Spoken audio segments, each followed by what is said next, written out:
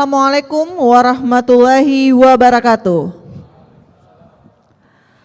Selamat malam, salam sejahtera untuk kita semua. Shalom, Om Swastiastu, Namo Buddhaya, dan salam kebajikan.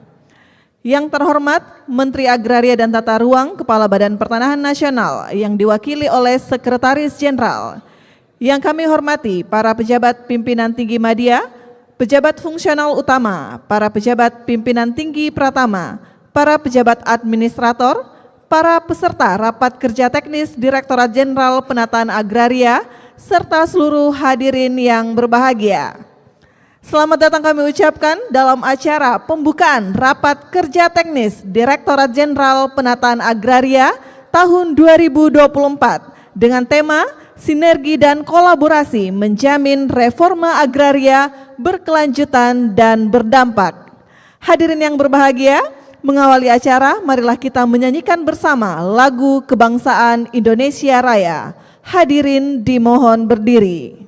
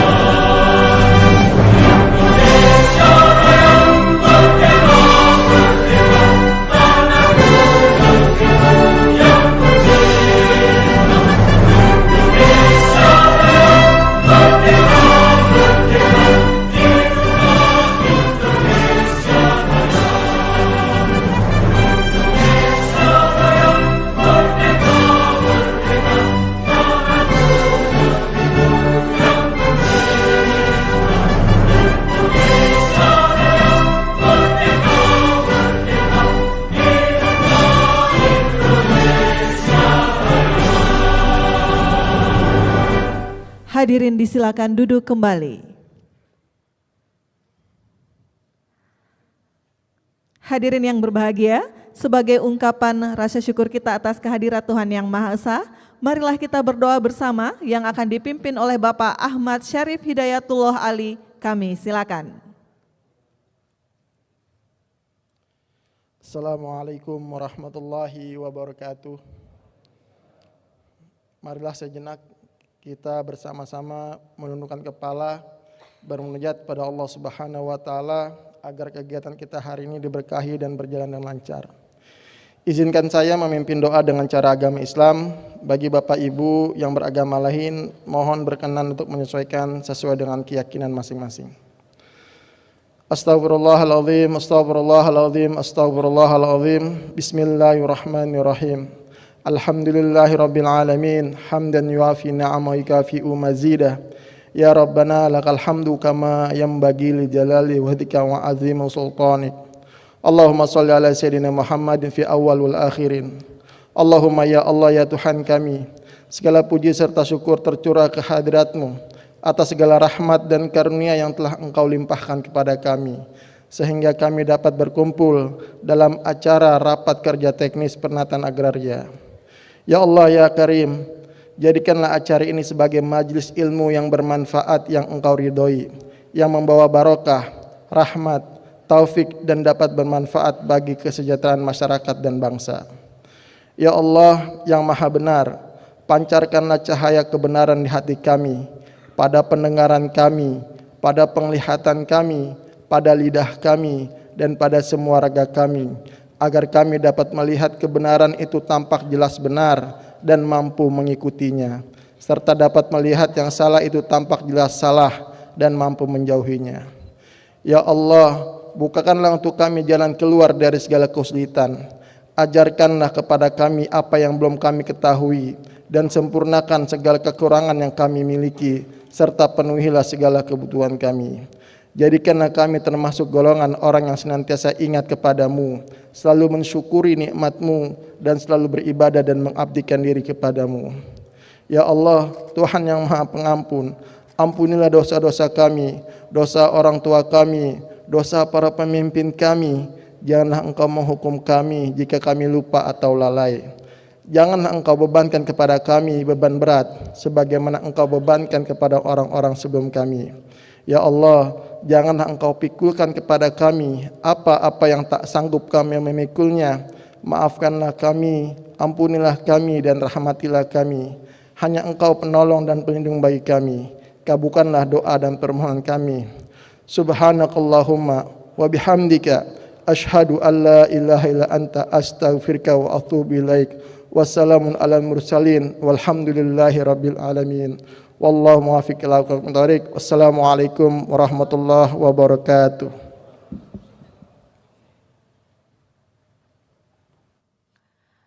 Bapak Ibu yang kami hormati, selanjutnya mari kita dengarkan laporan Ketua Penyelenggara oleh Direktur Pemberdayaan Tanah Masyarakat. Kepada Bapak Dwi Budi Martono, kami silakan.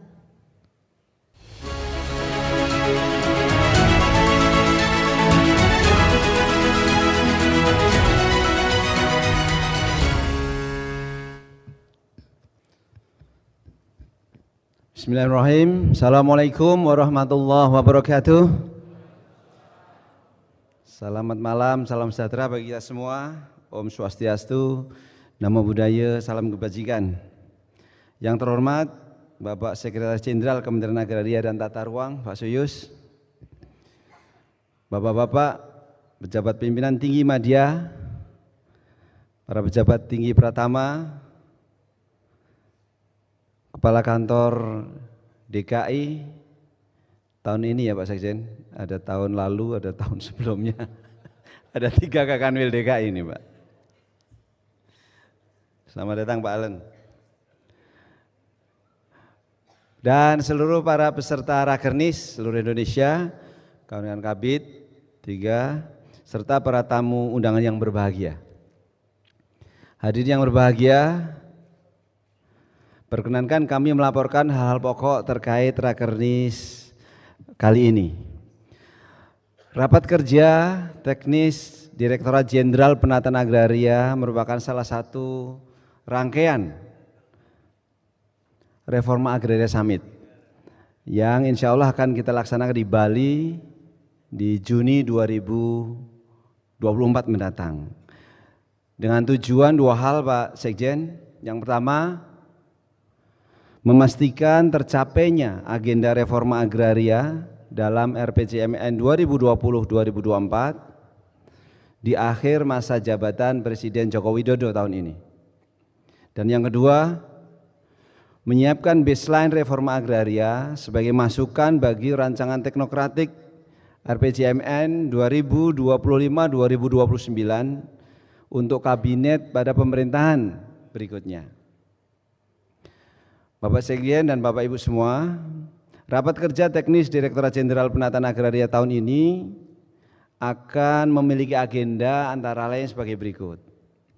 Yang pertama, pembahasan terobosan terkait dengan tindak lanjut pelepasan kawasan hutan, terkait pemberian NIB kawasan pada areal penggunaan lain yang telah dilepaskan oleh Kementerian LHK, yang diikuti dengan implementasi sertifikat elektronik untuk redistribusi tanah. Sektor kehutanan merupakan salah satu pokja dari 4 pokja Reforma Agraria Summit yang meliputi problema reforma agraria di sektor selain kehutanan, wilayah pesisir, pulau-pulau kecil, perbatasan dan wilayah tertentu, sektor transmigrasi, dan sektor aset BMN maupun BMD.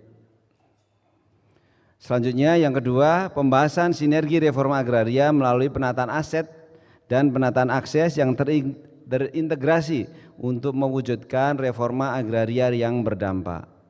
Selain itu juga akan dibahas pembahasan terkait isu alih fungsi lahan, diantaranya luas baku sawah, lahan pertanian pangan berkelanjutan, lahan sawah dilindungi dalam implementasi kesesuaian kegiatan pemanfaatan ruang.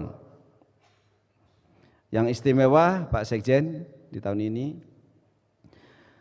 terdapat agenda kolaborasi dalam temu akses yang akan mempertemukan kita dengan sektor swasta dalam rangka pemberdayaan ekonomi subjek reforma agraria. Untuk itu, Pak Sekjen, Bapak-Bapak Dirjen, kami perkenalkan para stakeholder yang ikut berpartisipasi sekarang ini. Yang pertama mungkin dari PT Aruna, tolong berdiri. Dia punya sebagai stakeholders di perikanan Pak di seluruh Indonesia. Kemudian dari PT Syngenta Seeds Indonesia, Syngenta, terima kasih kehadirannya. Dia bergerak di salah satunya jagung, jadi nanti kalau dari Sabang sampai Merauke ingin komoditi apa silahkan nanti berdialog dengan kawan-kawan di sini. Kemudian juga dari PT Telkom, diantaranya ada produk Agri Telkom. Silakan berdiri Pak. Kawan-kawan muda ini mengembangkan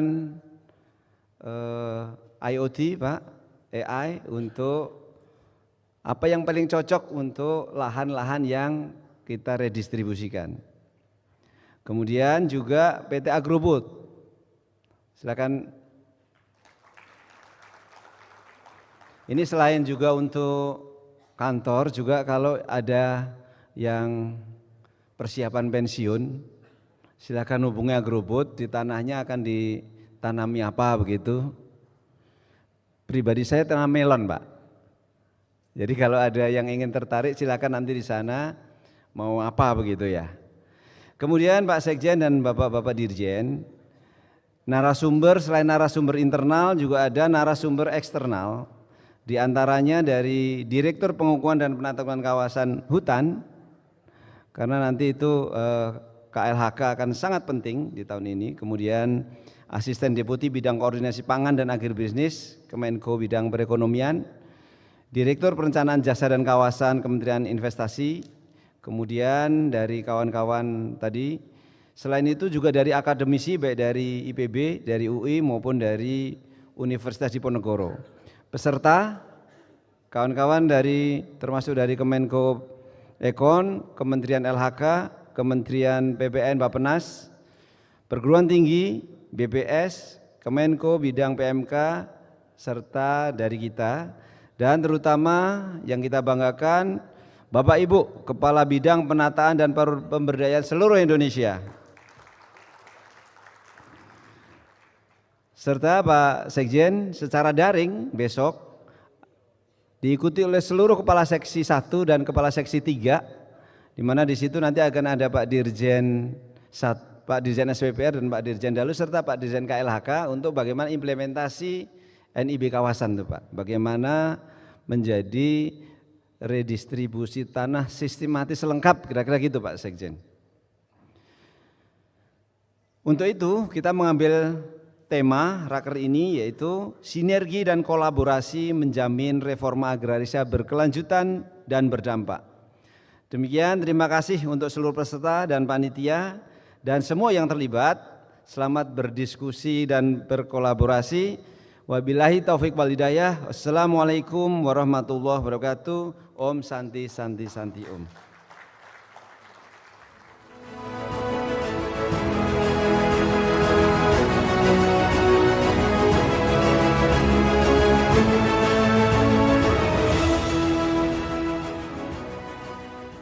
Hadirin yang kami hormati, selanjutnya mari kita dengarkan sambutan Direktur Jenderal Penataan Agraria kepada Bapak Dalu Agung Darmawan. Kami silakan.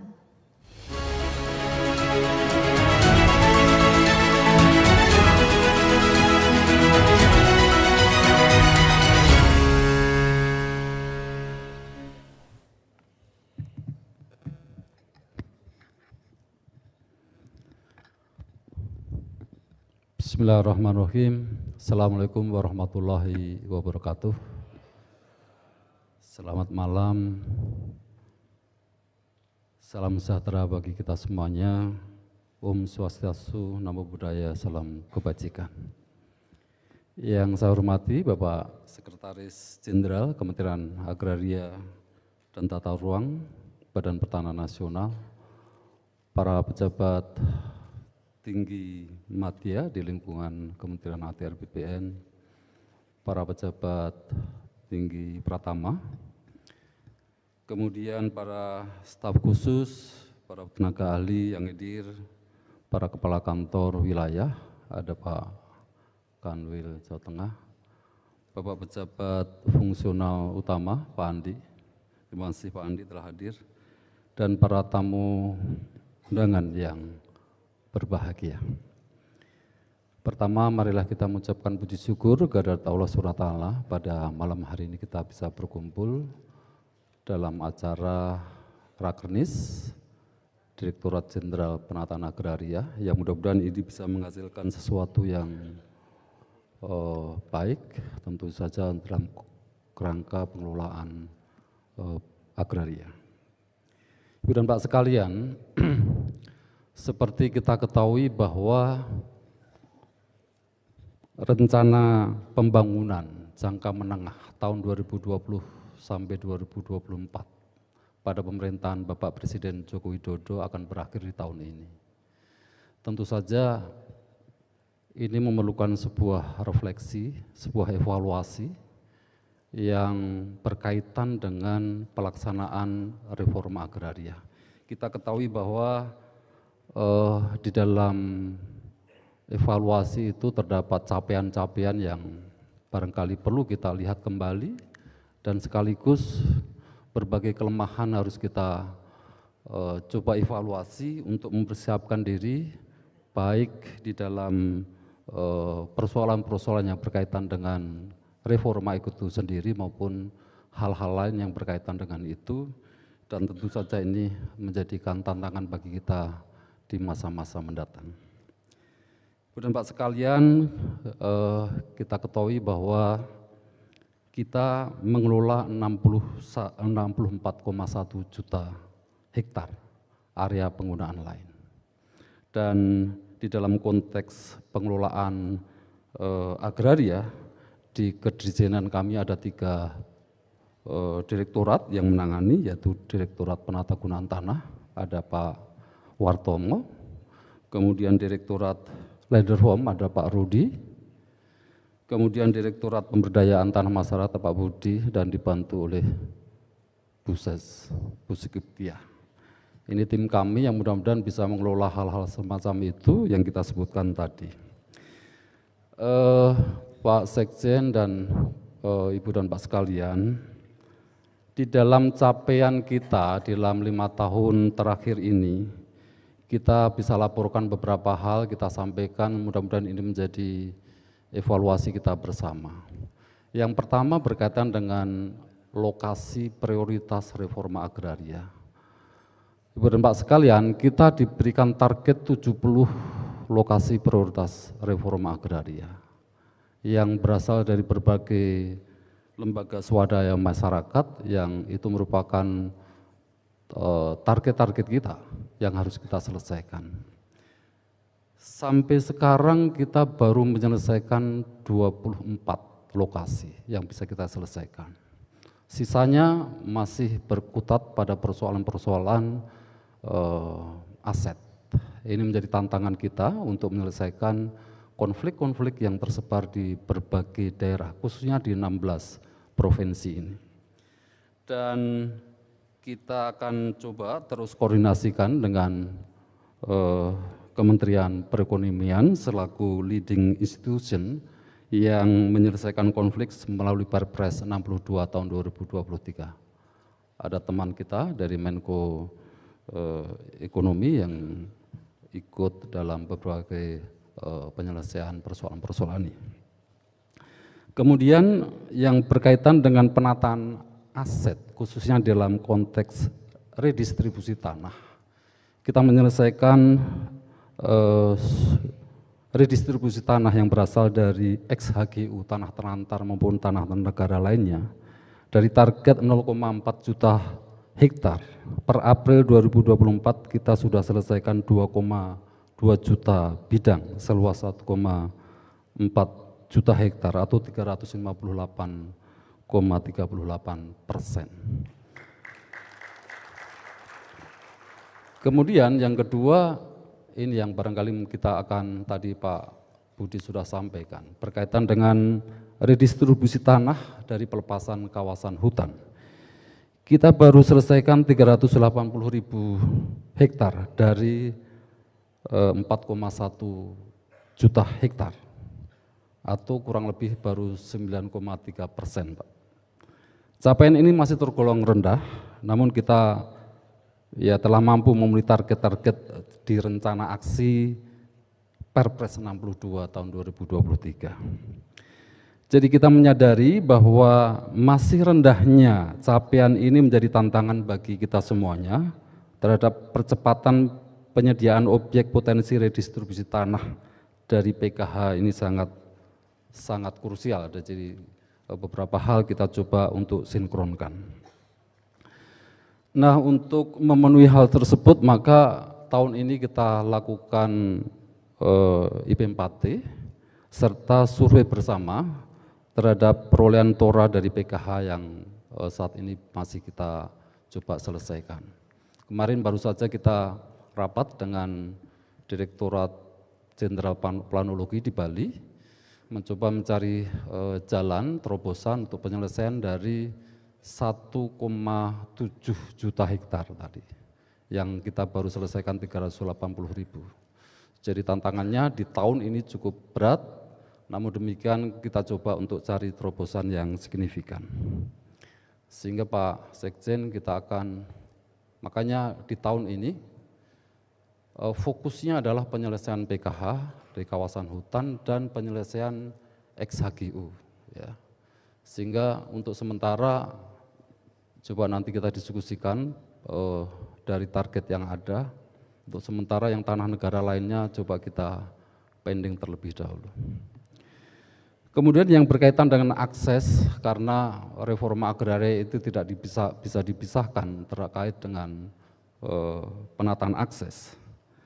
Akses terhadap modal sudah mencapai 7,6 ribu triliun dari sejumlah 3,3 juta bidang hektar. Penyediaan list lokasi legalisasi aset untuk pemberdayaan ekonomi subjek reforma agraria sampai dengan tingkat desa untuk semua desa lokasi penataan aset. Kemudian pemberdayaan subjek ekonomi reforma agraria sudah mencapai 368.000 KK, ya, kepala keluarga. Dengan demikian maka pada tahun ini kita sudah memenuhi target penataan akses yang telah disepakati sesuai dengan Perpres 62 tahun 2023 tentang percepatan pelaksanaan reforma agraria sejumlah 232.000 kepala keluarga. Jadi di Perpres itu ada lampiran, Perpres 62 tahun 2023 itu terdapat lampiran yang memang harus diselesaikan dari berbagai kementerian yang menjadi tugas-tugas masing-masing kementerian atau institusi. Sedangkan capaian kegiatan penatagunaan tanah sebagai pendukung reforma agraria, yang pertama pemutakhiran luas lahan baku sawah LBS tahun 2023 seluas 7,38 juta hektar. Peran LBS ini untuk mendukung program ketahanan pangan yang sangat didambakan oleh insan di negara kita.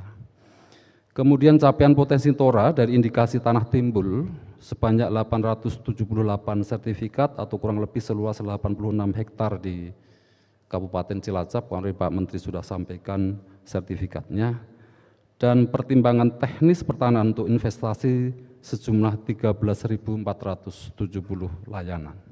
Ini sebagai daya dukung terkait dengan tugas-tugas di penataan gunaan tanah.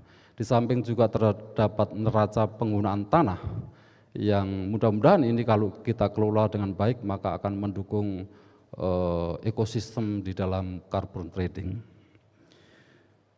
dalam percepat pencapaian penataan aset, khususnya redistribusi dari tanah PKH, beberapa hal tadi Pak Budi sudah sampaikan, beberapa terobosan. Yang pertama, kebijakan sertifikat elektronik kemarin di Banyuwangi sudah dibagikan oleh Presiden, Bapak Presiden, sebagai langkah-langkah progresif untuk memastikan identitas penerima sertifikat dengan akurat. Nah ini Ibu dan Pak sekalian, para peserta tolong untuk diperhatikan berkaitan dengan subjek ini harus sesuai dengan kriteria yang sudah ada di dalam norma peraturan-peraturan yang ada. Ini tentu saja akan mengurangi kesalahan-kesalahan administrasi yang seringkali kita bisa lihat. Kemudian kemarin kita keluarkan surat edaran yang berkaitan dengan perbedaan calon subjek dari para peserta redistribusi tanah dari pelepasan kawasan hutan. Jadi seringkali antara data yang dihasilkan oleh KLHK dengan kita berbeda, sehingga di lapangan seringkali bertanya mana yang mau dipakai. Gitu. Dalam surat edaran sudah kami tegaskan di dalam konteks subjek tadi. Kemudian beberapa terobosan lain yang coba kita ketengahkan adalah berkaitan dengan beberapa juklak dan juknis yang secara detail kita memastikan sebagaimana di Banyuwangi kemarin untuk memastikan akuntabilitas keuangan. Ya. Ini penting karena kebijakan-kebijakan kita seringkali dinamis sehingga harus kita wadahi di dalam beberapa petunjuk pelaksanaan. Ibu dan Pak sekalian, kita ketahui bahwa beberapa hal yang terkait dengan kegiatan hari ini dan selanjutnya adalah tadi sampaikan juga berkaitan dengan reforma agraria summit yang akan kita laksanakan di bulan Juni nanti. Dan tadi beberapa hal sudah disampaikan berkaitan dengan baseline data, apakah tahun ini sampai pada level seperti apa di akhir tahun ini sehingga kita pakai sebagai baseline untuk menapai reforma agraria di kebijakan pemerintahan mendatang akan seperti apa. Mudah-mudahan ini bisa kita rumuskan dengan baik, kita narasikan dengan baik sehingga pemerintahan baru akan melanjutkan kerja-kerja reforma agraria dengan berkesinambungan. Tentu saja kita juga sudah melihat beberapa kegiatan gugus tugas RA Summit yang kemarin sudah kita laksanakan, itu apabila belum dilaksanakan bukan berarti tidak memberikan manfaat. Bahwa reforma agraria adalah sebuah perjalanan, journey yang harus kita tapaki, harus kita maknai sebagai sebuah perjalanan yang selalu berhubungan antar proses-proses tahun-tahun sebelumnya. Dan saya pikir RA Summit di tahun 2024 merupakan bagian dari terpenting dari journey tersebut. Saya kira itu Ibu dan Pak sekalian yang bisa kami sampaikan, mudah-mudahan ini bisa kita bahas di pertemuan besok dan mudah-mudahan kami akan menghadirkan beberapa narasumber yang tentu saja bisa kita ajak diskusi untuk menyelesaikan berbagai tugas. Pak Sekjen, di depan Bapak ada para akademisi dari STPN, ya, kemudian para kepala bidang, para kepala seksi. Kita juga undang kepala seksi 1, seksi 2, dan tentu saja seksi 3 yang ikut di Zoom, Pak Sekjen. Saya harap kolaborasi antar seksi, gitu ya, antar kepala seksi ini sangat kuat, karena apapun tugas-tugas di penataan agraria sangat erat sekali hubungannya dengan beberapa tupoksi yang ada di seksi 1 maupun seksi 2. Dengan demikian maka kita berharap tugas-tugas di tahun 2024 bisa lancar dan kedepannya sehingga tembok-tembok sektoral di masing-masing satuan kerja itu bisa kita terobos dan kita menjadi satu kesatuan yang utuh di dalam melaksanakan tugas-tugas ke depan. Saya kira demikian, terima kasih. Kurang lebihnya saya mohon maaf. Bila taufiq hidayah. Assalamualaikum warahmatullahi wabarakatuh.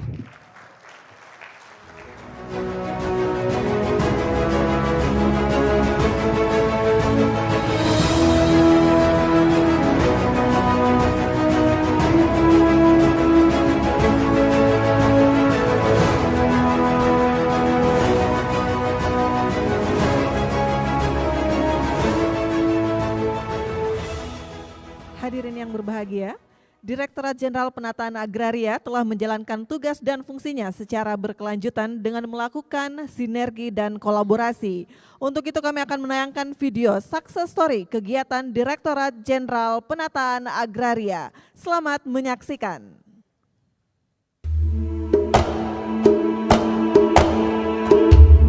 Indonesia adalah negara yang dianugerahi kekayaan dan keindahan alam. Kaya akan seni budaya daerah, kaya akan adat istiadat dan peninggalan sejarahnya. Memiliki 17.000 lebih pulau yang tersebar di sekitar Khatulistiwa, menjadikan Indonesia sebagai negara kepulauan terbesar di Asia Tenggara. Luas bentang alam dan kekayaan yang dimiliki adalah modal utama bagi pembangunan nasional.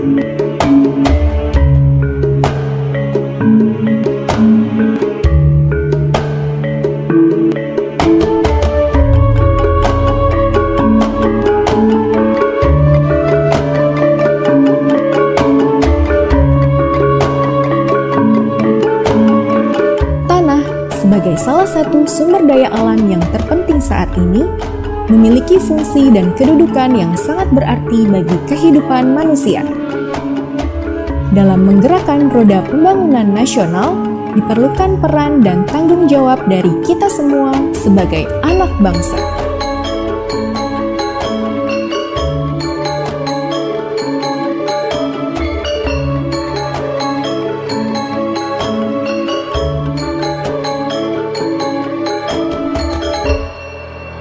Direktorat Jenderal Penataan Agraria merupakan unit eselon 1 dari Kementerian Agraria dan Tata Ruang Badan Pertanahan Nasional yang memiliki tanggung jawab sangat penting untuk menyejahterakan rakyat melalui program-program di bidang pertanahan dan penataan ruang.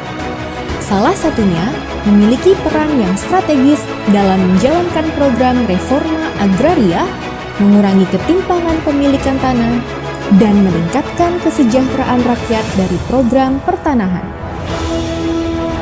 Dalam menjalankan tugas dan fungsinya, Direktorat Jenderal Penataan Agraria terdiri dari 4 unit eselon 2, yaitu Sekretariat Direktorat Jenderal Penataan Agraria, Direktorat Land Reform, Direktorat Pemberdayaan Tanah Masyarakat, dan Direktorat Penatagunaan Tanah. Sebagai instansi vertikal dalam menjalankan tugas dan fungsi penataan agraria di tingkat provinsi, bidang penataan dan pemberdayaan Kantor Wilayah Badan Pertanahan Nasional menjadi perpanjangan tangan yang menjalankan tugas dan fungsi tersebut. Dalam mendukung penataan pertanahan yang berkelanjutan dan berdampak, Direktorat Jenderal Penataan Agraria siap melaksanakan tugas pemberian pelayanan administratif dalam hal pengelolaan manajemen sumber daya manusia, program dan anggaran, serta keuangan umum dan rumah tangga, pengelolaan, penguasaan, pemilikan, penggunaan dan pemanfaatan tanah, penetapan potensi redistribusi tanah, pengaturan redistribusi tanah, penataan wilayah pesisir, pulau-pulau kecil perbatasan dan wilayah tertentu, layanan dan pengembangan penatagunaan tanah, pengembangan dan diseminasi modal akses reforma agraria, fasilitasi dan kerjasama akses reforma agraria, serta pengaturan dan pengelolaan akses reforma agraria. Direktorat Jenderal Penataan Agraria telah berhasil melaksanakan GTRA Summit Wakatobi pada tahun 2022 dan GTRA Summit Karimun pada tahun 2023. Output dari kegiatan tersebut adalah deklarasi yang disetujui dan telah ditandatangani oleh 9 menteri untuk menyelesaikan permasalahan reforma agraria. Assalamualaikum warahmatullahi wabarakatuh. Ibu bapak sekalian, saudara-saudara yang saya hormati, agraria merupakan sumber-sumber kehidupan bagi masyarakat, termasuk masyarakat Indonesia. Kita ketahui bahwa di dalam reforma agraria ada beberapa aspek yang harus kita camkan dan kita perhatikan. Yang pertama berkaitan dengan penataan aset. Kita ketahui bahwa penataan aset yang saat ini sedang dilakukan oleh Kementerian ATR BPN sedang berlangsung berproses, sehingga diharapkan seluruh bidang tanah yang ada di Indonesia dapat terdaftarkan dengan baik melalui legalisasi aset maupun redistribusi tanah. Yang kedua, kita ketahui bahwa di dalam konteks kesejahteraan masyarakat secara umum, bahwa penataan aset ini harus dibarengi, harus disinergisitaskan dengan penataan akses yang saat ini sedang berproses juga di dalam konteks stakeholders dengan berbagai kementerian yang ada di Republik ini. Yang ketiga, berkaitan dengan seluruh dukungan reforma agraria. Yang pertama, luas baku sawah. Ini menjadi instrumen penting di dalam ketahanan pangan di Indonesia. Yang kedua, berkaitan dengan carbon trading. Ini memerlukan sebuah neraca penggunaan tanah yang cukup efisien, optimal, dan memberikan manfaat yang besar. Dan yang ketiga, berkaitan dengan pertimbangan teknis pertanahan. Saya kira demikian Ibu dan Bapak sekalian, kurang lebihnya mohon maaf. Wassalamualaikum warahmatullahi wabarakatuh. Pada tahun 2024, Direktorat Jenderal Penataan Agraria berhasil menyerahkan 10.323 sertifikat elektronik melalui kegiatan redistribusi tanah yang bersumber dari pelepasan kawasan hutan kepada 8.633 kepala keluarga.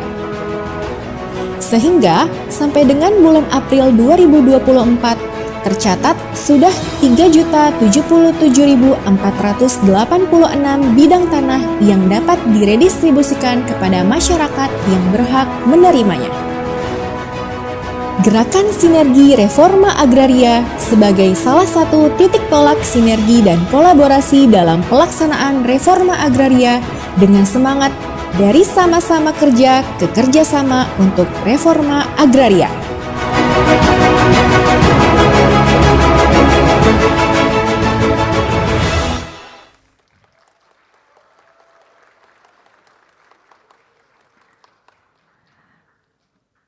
Baik Bapak Ibu yang kami hormati, selanjutnya mari kita simak bersama sambutan Sekretaris Jenderal Kementerian Agraria dan Tata Ruang Badan Pertanahan Nasional sekaligus membuka acara secara resmi.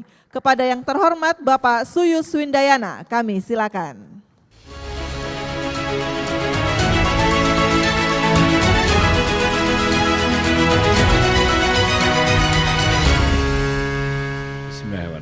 Assalamualaikum warahmatullahi wabarakatuh.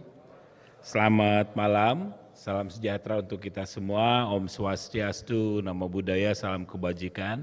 Yang saya hormati dan saya banggakan Pak Dirjen Penataan, Pak Dalu, kemudian Pak Dirjen Tata Ruang, Pak Dirjen PHPT, dan Pak Dirjen Sengketa. Ya.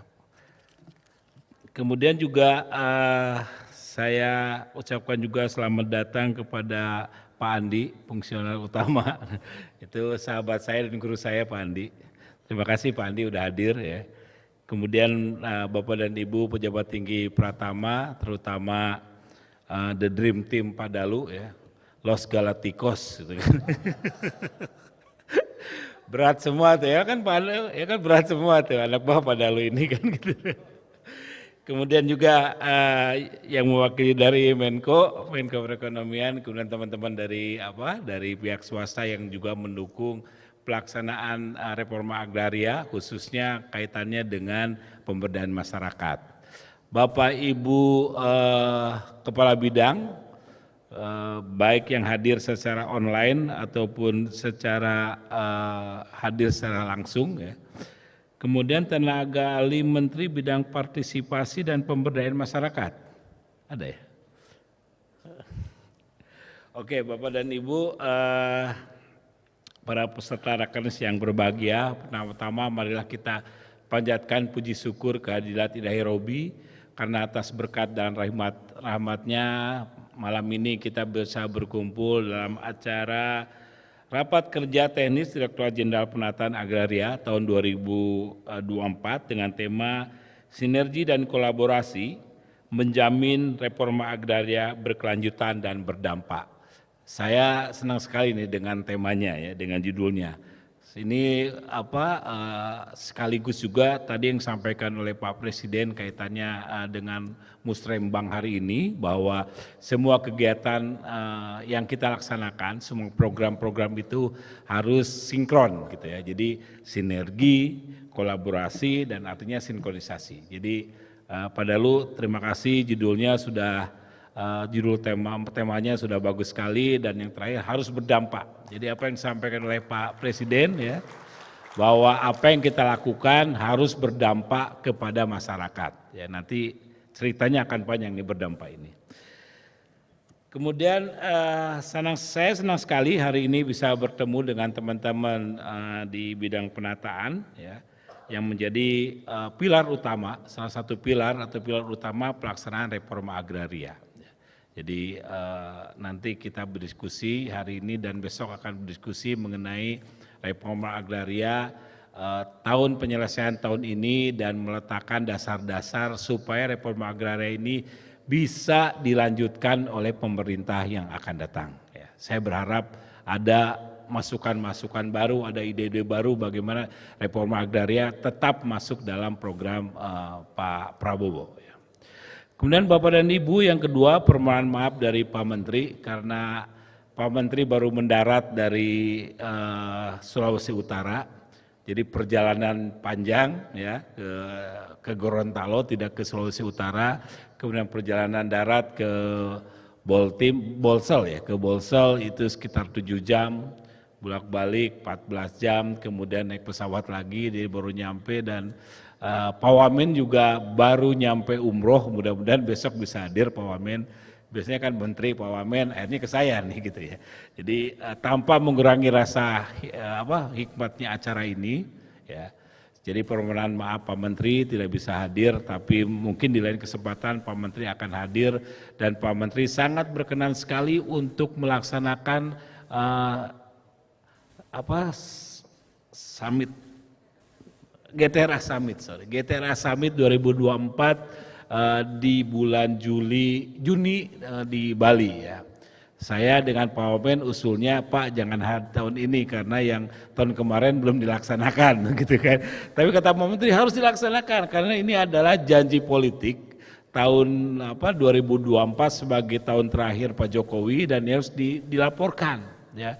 Jangan sampai ada mispersepsi mengenai reforma agraria.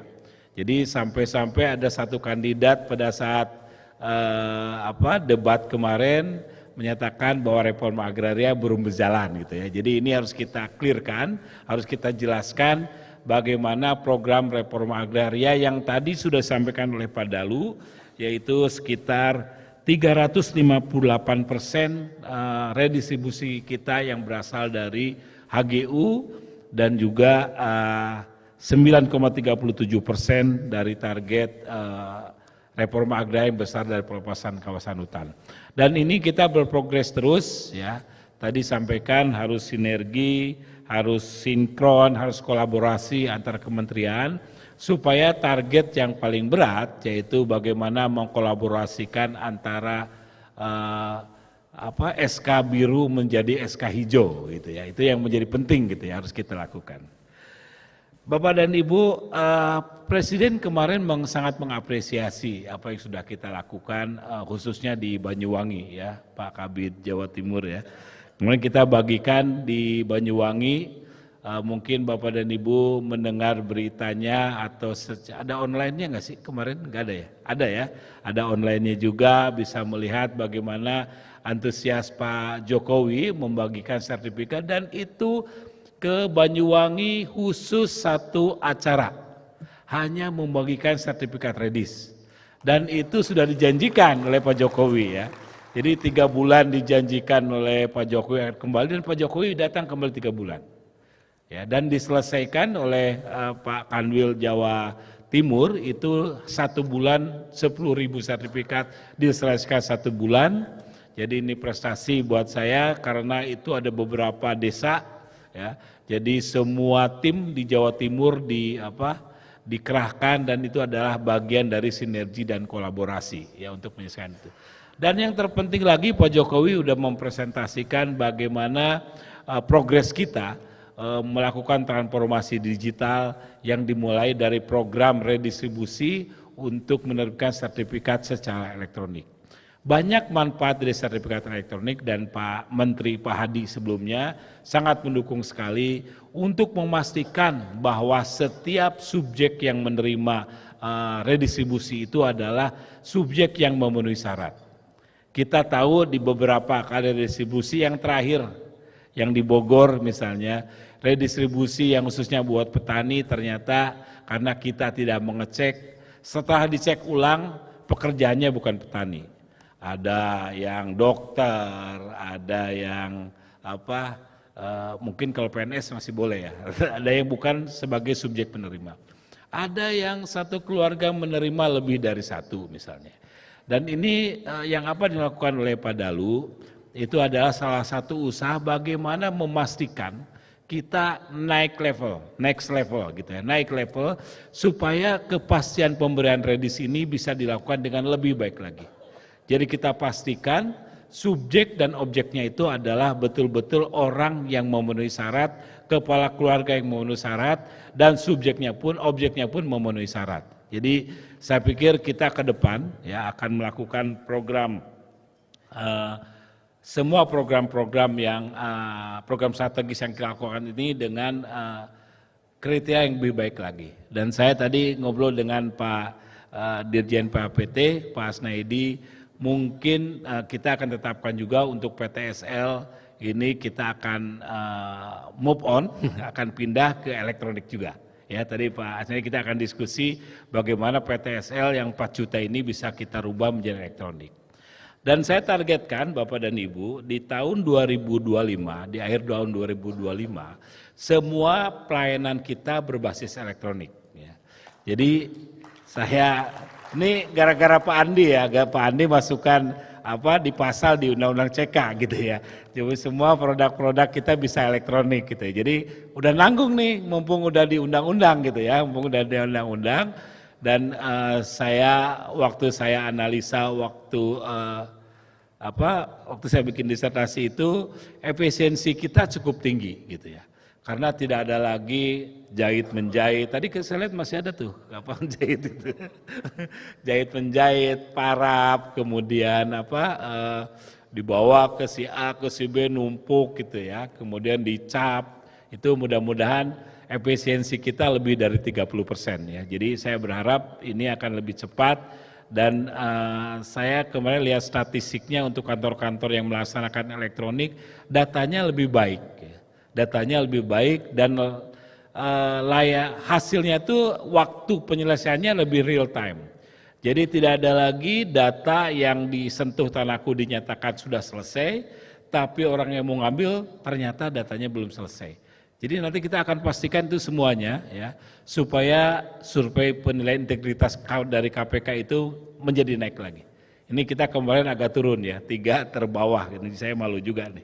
Jadi mudah-mudahan kita menetapkan 104 kantor ini menjadi target kita untuk menaikkan kinerja kita, untuk menaikkan reformasi birokrasi, sehingga harapan kita ke depan nilai RB kita di atas 85, dan mudah-mudahan kita remunerasi kita bisa 100% ya. Pak Andi harus support, meskipun Pak Andi nggak dapat 100%, tapi tetap harus support gitu. Bapak Ibu yang saya hormati juga kita berkomitmen terus untuk mengakselerasi program reforma agraria. Jadi bukan sertifikasi tanah saja, tetapi bagaimana aset juga bisa kita distribusikan, bisa kita program reforma agraria ini. Jadi ada beberapa hal yang kemarin waktu saya datang dengan Pak Menteri, yaitu bagaimana pemberdayaan masyarakat di Cianjur, ya, di menanam, tadi ada menanam asparagus, ada fotonya tadi, ya, ada videonya. Mudah-mudahan pemberdayaan masyarakat kita, dan tadi sudah didukung teman-teman dari beberapa swasta, ya, untuk mendorong bagaimana pemberdayaan masyarakat ini bisa dilakukan. Bapak dan Ibu yang saya hormati, target kita memang untuk menata agraria ini cukup besar, ya. Jadi target kita awalnya 126 juta. Tetapi setelah kita hitung-hitung lagi, Pak, gitu ya, ternyata lebih dari 126 juta, Pak Andi, gitu ya. Ternyata karena apa? Karena tadi misalnya pelepasan kawasan hutan, ya tadi yang 10.000 itu kan di luar yang kita hitung. Dan masih banyak lagi pelepasan kawasan hutan yang lain. Kemudian tanah itu karena warisan, ya. Karena warisan, saya kalau lihat di kampung saya jadi Ciamis itu sawah itu nggak ada yang besar-besar, pasti kecil-kecil. Karena itu diwariskan lagi, dan di bidangnya menjadi banyak. Gitu ya. Jadi kalau kita hitung di atas 200 juta nih, bidang tanah yang harus kita selesaikan. Tapi Bapak Ibu jangan khawatir, anggarannya sudah kita siapkan. Jadi Bapak Ibu jangan sakit dulu, kata kawan Sopian. Pak Sus jangan sakit, kenapa Pak? PTSL belum beres, kata gitu. Jadi Bapak Ibu sehat, ya, harus sehat, harus kuat, karena anggarannya sudah kita siapkan dari Bank Dunia. Jadi kita mendapat anggaran dari Bank Dunia untuk tetap menyelesaikan pendaftaran tanah di Indonesia sampai tuntas, dan 5 tahun ini kita siapkan. Jadi bukan hanya untuk pendaftaran tanah, untuk Pak Gabriel juga, untuk RDTR, kemudian untuk transformasi digital, untuk penilaian tanah, untuk yang lain-lain. Jadi semuanya kita anggarkan, ya, untuk penyiapan peta foto juga kita siapkan dengan BIG. Kemudian yang menjadi masalah buat kita adalah di samping yang luasnya coverage kita yang cukup luas dengan jumlah bidang yang banyak tadi, itu juga ada sekitar kabupatennya ada 400-500 kabupaten, dan menurut data yang kemarin kita diskusi dengan BIG, baru 10% batas administrasinya itu ditetapkan, gitu ya. Jadi ini juga menjadi permasalahan sendiri, gitu ya. Bagaimana sehingga tidak ada sengketa kepemilikan dari tanah itu, ya. Jadi ada beberapa sengketa terkait dengan batas wilayah, ya, yang banyak yang masuk ke kita, dan saya pikir kita harus segera selesaikan. Mudah-mudahan dengan kita mendata semua bidang tanah ini, proses penetapan batas wilayah sama seperti proses penetapan RDTR. Apabila daerah lama menetapkan RDTR itu ditarik ke pusat, ya Pak Gabriel, gitu ya. Ini juga saya tadi diskusi dengan dengan Bina Daerah, Dirjen, ya. Dan juga saya minta masukan dari Menko, nanti tolong didorong juga, gitu ya, supaya nanti apabila terlalu lama menetapkan batas daerah, kita tetapkan aja dari pusat. Jadi intinya luarnya, batas luar yang harus kita nego itu sebetulnya kita dengan luar negeri, ya. Kita dengan luar negeri harus nego, betul itu, gitu ya. Tapi kalau di dalam itu ya tinggal bagi-bagi aja kita, gitu ya. Itu kan masalah internal di dalam kita sendiri, gitu. Tidak ada negara lain yang ikut campur dengan urusan di dalam kita. Jadi yang saya pikir pusat itu memang harus punya kewenangan untuk menetapkan itu, ya. Jadi nanti kita akan diskusi, apabila ini masih 10% dan masih lama dan kita punya datanya, kita tetapkan, ya. Nanti kita diskusi dengan BIG dan Kementerian Dalam Negeri, dan itu bagian dari proses untuk land administration dengan Bank Dunia 5 tahun ke depan. Bapak dan Ibu, agraria itu sangat kompleks, ya, sangat kompleks. Jadi orang kalau bilang ya kita asal muasal kita dari tanah, hidup kita di atas tanah, kemudian kembali ke tanah, gitu ya. Sehingga masalahnya cukup kompleks, ya. Di Indonesia ini masalah tanah cukup kompleks. Jadi bagaimana Pak Tejo dibantu oleh beberapa tim dari kepolisian ya untuk menyelesaikan masalah-masalah tanah yang cukup kompleks gitu ya. Jadi saya pikir kita harus turut berkontribusi ya untuk mengurangi masalah-masalah tanah. Dan bahkan Bapak dan Ibu, saya tadi baca Tempo koran majalah Tempo hari ini, edisi hari ini, itu katanya ada Menko baru yang ngurusi sumber daya alam ya. Jadi Menkonya di sana, Menkonya pertanahan gitu. Ada tambahan Menko baru gitu kan. Tapi saya pikir bukan pertanahan tapi sumber daya alam ya.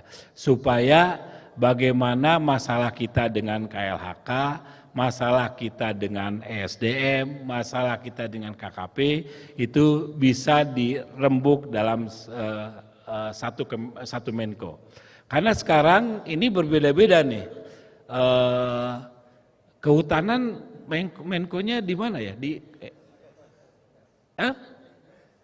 Merinpes ya. Kita di Menko Perekonomian gitu kan. Kemudian SDM di mana lagi kan? Jadi ini yang mengelola sumber daya alam itu dikelola oleh beberapa menteri koordinator. Jadi ke depan mungkin ya usulannya itu, dan saya pikir kalau udah di Tempo bocorannya bocor halus udah cukup ini rembes gitu ya bocornya. Jadi harapan kita supaya masalah sumber daya agraria ini dikelola oleh satu Menko mudah-mudahan bisa tercapai gitu ya. Supaya masalah-masalah tanah ini tidak memberatkan kita. Saya sedih sejak saya di Sekjen itu ya, lihat teman-teman kita yang gara-gara mengukur katanya kawasan hutan masuk penjara gitu kan. Itu saya juga, aduh ini gimana kita menyelesaikannya gitu kan. Dan itu kadang-kadang jadi tipikor. Kan kalau tipikor itu berapapun hukumannya harus keluar gitu. Jadi Bapak dan Ibu mudah-mudahan nanti kita bisa menyelesaikan masalah-masalah seperti ini ya. Sempadan ya, ada sempadan dihukum, ada masuk kawasan hutan dihukum. Kemudian dengan SDM itu ternyata ada iup tambang gitu, yang kita nggak tahu karena informasinya kita nggak pegang gitu ya. Jadi ini beberapa hal Bapak dan Ibu yang coba kita selesaikan, coba kita atur kembali ya, bagaimana keterlanjuran ini, keterlanjuran jabatan tadi dibahas Bapak dan Ibu, kalau keterlanjuran masalah aturan ada, tapi keterlanjuran jabatan tadi nggak ada kan. Ya, jadi mudah-mudahan kita bisa selesaikan ya di tahun ini. Jadi kita learning by doing, belajar terus. Oh ini masalahnya, ada kebijakannya apa harus dibuat. Saya juga belajar dari Pak Andi. Kalau Pak Sis, kalau kebijakan itu tidak dituangkan dalam aturan itu bukan kebijakan. Gitu. Makanya saya belajar Pak Andi bikin aturan aja terus gitu ya seperti itu. Tapi mengasihkan juga buat saya karena sebetulnya itu yang harus kita lakukan ya Bapak dan Ibu, pijakan kita apa yang harus kita lakukan kaitannya dengan bagaimana mengelola tanah itu lebih baik. Harapan saya pengen seperti orang Malaysia, orang Singapura, orang Australia, kerja di pertanahan itu nyaman-nyaman aja. Nggak ada ketakutan seperti kita sekarang gitu kan.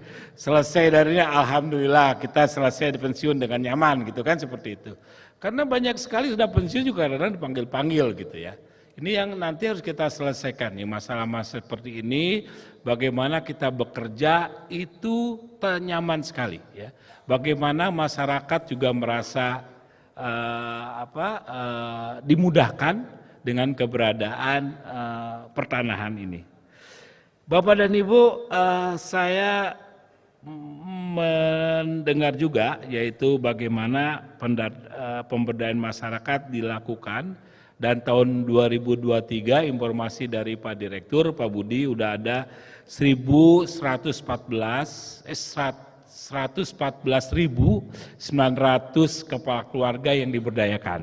Jadi saya pikir tepuk tangan buat Pak Budi ya. Saya pikir tahun depan harus diperbanyak lagi nih ya. Bagaimana masyarakat diberdayakan, apalagi timnya sudah ada tadi dan kita akan dorong terus ya. Bagaimana masyarakat kita berkontribusi, masyarakat berkontribusi, badan hukum juga berkontribusi. Dan penyelesaian konflik agraria tadi disampaikan oleh Pak Dirjen, itu dengan dibantu oleh Pak Dirjen Sengketa, itu dari 70 lokasi prioritas LPRA, reforma agraria di 16 provinsi, sudah ditindaklanjuti dengan redistribusi tanah di sebanyak 21 lokasi. Dan Pak Dalu saya dengar yang di Ciamis Maloya ya. Maloya itu ya orang-orangnya sekarang pada nyalak jadi bupati gitu. Jadi ada dampak juga nih, ada dampak penyelesaian konflik itu berdampak kepada orang-orang yang ingin mencalonkan diri gitu ya. Jadi saya pikir kalau Pak Dalu jadi nyalek harusnya bisa dong ya. Bisa ya jadi jangan komisi 2 lah. Komisi 2 itu 52 orang komisi 2. Hanya 14 yang lolos kembali menjadi DPR gitu. Komisi 3 lah, komisi 3, komisi 4 pada lu.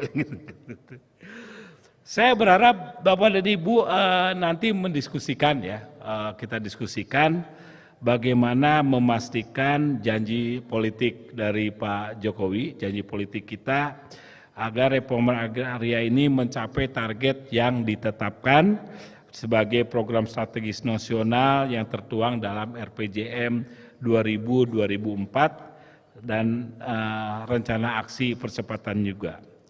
Jadi ini juga disusun baseline PSN reforma agraria untuk memastikan keberlanjutan reforma agraria. Ya, jadi saya sampaikan tadi bagaimana reforma agraria tetap harus dijalankan dan sepertinya gayungnya bersambut bagaimana nanti penyelesaian konflik-konflik agraria dan sinergi dan kolaborasi penyelesaian agraria ini mudah-mudahan Menko-nya betul-betul ada gitu ya. Jadi supaya natural resources itu memang mengadunya ke satu Menko gitu ya. Jangan ini Menko ini kementerian ini ke ekonomi, ke investasi, nanti ke Polhukam gitu kan. Kita juga dulu pernah di Polhukam, kemudian jangan Pak Jokowi pindah ke Menko Perekonomian gitu ya. Jadi saya pikir biar clear nih ya, masalah tanah harus selesai 5 tahun atau 10 tahun ke depan, mungkin memang kita perlu Menko yang khusus mengelola bagaimana natural resource ini harus segera kita selesaikan. Jadi Bapak dan Ibu, saya senang sekali nanti Pak Dalu ajak teman-teman Kabid ini jalan-jalan ke luar negeri bagaimana nyamannya apabila tanahnya sudah terdaftar. Apabila tanah terdaftar itu bukan berarti tugas Bapak dan Ibu selesai, enggak ya. Dengan tanah terdaftar itu justru pelayanannya akan lebih banyak lagi. Bapak dan Ibu harus lebih akan kreatif lagi. Jadi bagaimana Bapak dan Ibu tahu apabila tanahnya sudah terdaftar itu tugasnya tidak selesai, makin banyak. Nanti saya akan kasih tugas lagi menyelesaikan ruang atas, ruang bawah. Nanti Pak Asnaidi sedang selesaikan perpresnya gitu ya. Jadi tugasnya makin banyak ya. Bagaimana nanti kalau Menko-nya jadi kita menata kawasan hutan juga gitu ya. Kemudian sempadan pantai kita selesaikan gitu ya. Jadi masih banyak tugasnya. Jangan takut ya. Jangan takut karena pendaftaran tanah selesai PTSL, tugas dan Bapak dan Ibu akan selesai. Jadi Ibu ke Kirgistan, ke Lituania atau Georgia gitu ya. Semuanya berubah ya. Bagaimana negara itu menjadi lebih maju dan catatan saya juga tidak ada negara yang maju tapi pendaftaran tanahnya tidak selesai. Jadi kalau kita mau maju pendaftarannya harus selesai. Gitu ya. Tapi nggak perlu naturalisasi ya seperti PSSI gitu ya. Kita selesaikan sendiri aja gitu. Ya jadi Bapak dan Ibu masih banyak ya, tugasnya masih banyak. Dan saya harapkan kepada yang muda-muda ini, kalau yang depan-depan ini bentar lagi pensiun nih Pak. Yang muda-muda belakang ini harus berpikir. Yang depan-depan ini paling bikin aturan untuk bagaimana pencapaian itu. Tapi saya meletakkan ini untuk Bapak dan Ibu yang masih belasan tahun, 20 tahun lagi untuk menjadi PNS. Ya. Jadi ini berdasarkan pengalaman kita ya, pengalaman kita. Ini buat aturan seperti ini, tapi aturan kan bisa 5 tahun dirubah lagi ya.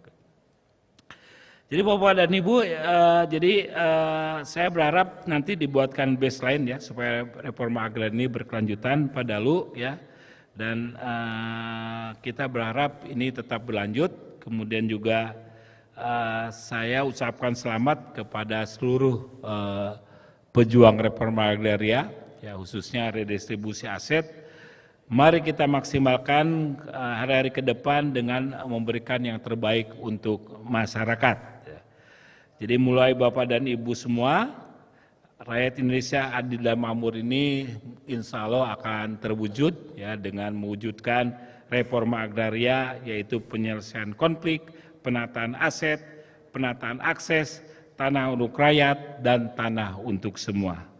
Akhirnya dengan mengucapkan Bismillahirrahmanirrahim, rapat kerja teknis Direktorat Jenderal Penataan Agraria tahun 2024 dengan tema sinergi dan kolaborasi untuk menjamin reforma agraria yang berkelanjutan yang berdampak dengan resmi saya nyatakan dibuka.